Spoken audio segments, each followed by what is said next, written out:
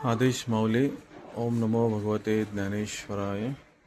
आदेश आपल्या नाथमाऊली मठामध्ये या ठिकाणी आपले आदरणीय आदर्श अत्यंत नम्र असे आपले शिष्यदेवता असलेले उमेशनाथ दादा आणि सुप्रियाताई माऊली वांगणकर यांचे सुपुत्र गौराजनाथ दादा जे अत्यंत विनम्र आदर्श सेवाभावी आहेत. ते 10वीची परीक्षा त्यांची झालेली आहे.